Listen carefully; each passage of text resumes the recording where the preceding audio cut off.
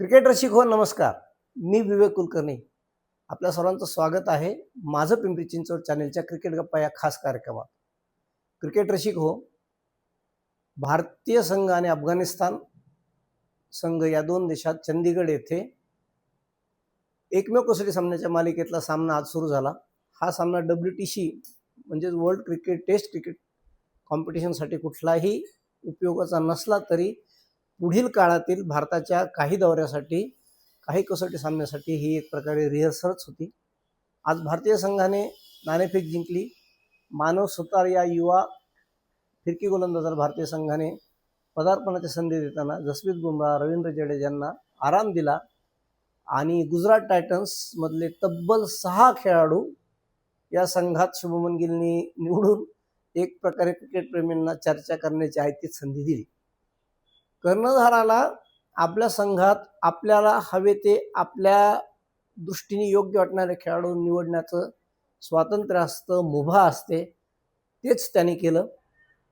आज साई सुदर्शनने कर्णधाराने आपल्यावर ठेवलेला विश्वास सार्थ करत 81 धावाच्या सुंदर दमदार आणि तशी वेगवान खेळी केली.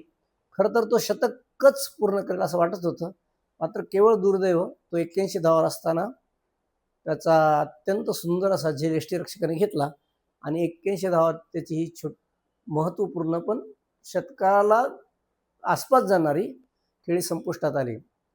या चुकीतून बोध घेत KL राहुलनं पुन्हा एकदा संघासाठी उपयुक्त फलंदाजी करताना कसोटी क्रिकेटमध्ये कसं खेळावं याचा परिपूर्ण परिपाठ घालून देताना एक अविस्मरणीय खेळी केली.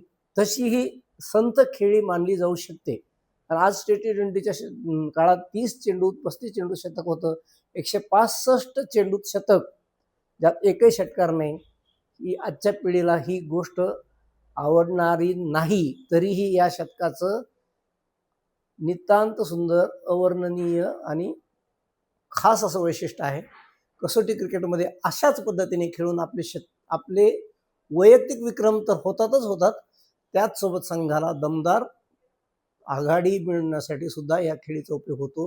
तेच काम KL राहुलने आज पुन्हा एकदा करून दिलं. KL राहुलला जेव्हा जेव्हा संधी मिळते, KL राहुल त्या संधीचं बऱ्यापैकी सोनं करतो. अपवादाने काही वेळेस तो अपयशी झाला नाही असं नाही, पण तो कसोटी किंवा एकूणच क्रिकेट कारकिर्दीमध्ये अपयश हा प्रत्येक खेळाडूच्या क्रिकेट करिअरचा एक अविभाज्य भाग असतो. KL राहुल शतक केल्यानंतर मात्र लगोलग बाद झाला आणि त्यानंतर शुभमन गिलने आपल्या होम ग्राउंडवर आपल्या कुटुंबासमेत आपल्या कसोटीतलं 11वं शतक पूर्ण करताना आपल्या संघाला, आपल्या पाठीराख्यांना आणि आपल्या कुटुंबियाला अत्यंत आनंद साजरा करण्याची एक छान संधी दिली. शुभमन गिलचं शतक, आजचं शतक खऱ्या अर्थाने त्यासाठी अविस्मरणीय राहील. चंदीगड येथे कर्णधार म्हणून खेळताना त्याची पहिलीच कसोटी सामना होता. या सामन्यात त्यांनी शतक करून हा सामना संस्मरणीय तर बनवलाच आहे, शिवाय आपल्या कुटुंबासमोर त्यांनी शतक केले आहे आणि याच शतकाच्या जोरावर भारतीय संघ आज एका मोठ्या धावसंख्येकडे वाटचाल करत आहे. त्यामुळे हे शतक त्याच्यासाठी खास राहणार आहे. भारतीय संघाने मागच्या काही सामन्यात कसोटीत स्पेशली खूप अपयश पाहिल्यामुळं मनाला भळभळणाऱ्या जखमीवर काही प्रकारे खपली बनवण्याचं किंवा मलम लावण्याचं काम ही कसोटी नक्की करेल. अर्थात अफगाणिस्तान विरुद्धचा विजय म्हणजे फार मोठा विजय असा अजिबात नाही, तरीही कसोटीतला विजय असतो. आणि आज फक्त पहिला दिवस असल्यामुळे आपण विजय अनिर्णित पराभव याकडं न पाहता आजच्या दिवसाचं फक्त विश्लेषण करत आहोत. यानंतर मला सगळ्यात जास्त आनंद आज तेव्हा झाला जेव्हा ऋषभ पंतने आपल्या अति आक्रमकतेवर होणाऱ्या टीकेला गांभीर्याने घेत एक सुंदर गंभीर खेळी करत कोच गंभीरला आनंदाचा धक्का दिला असं म्हटलं तर त्यात काही चूक ठरणार नाही. कारण काल गंभीरने खास ऋषभ पंतवर वैयक्तिक देखरेख ठेवत त्याच्याकडून सराव करून घेतला होता आणि आज तरी त्या मेहनतीला फळ आलं असं म्हटलं तर त्यात काही गैर ठरणार नाही.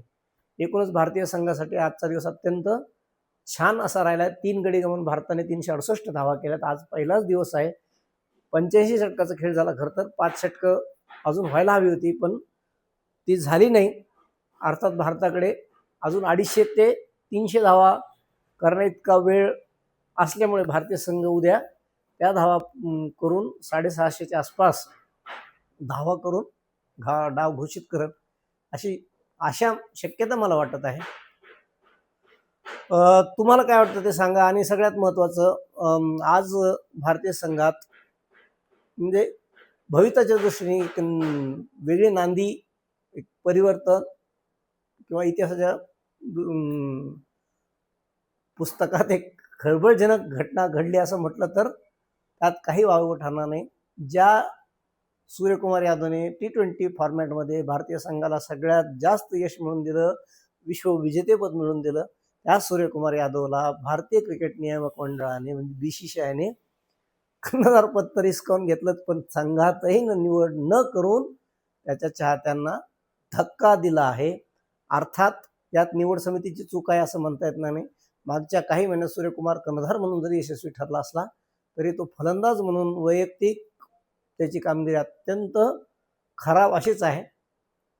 सूर्यकुमार यादव यातून काही शिकून पुनरागमन करेल का ही शक्यता, त्याच्या क्रिकेट कारकिर्दीचा अंत झालाय का, असे अनेक प्रश्न आता उपस्थित झाले असले तरी भारतीय संघासाठी आणखीन एक विशेष बाब आज उल्लेखनीय आहे, ती तुमच्यासमोर शेअर करताना मला खूप आनंद होतोय.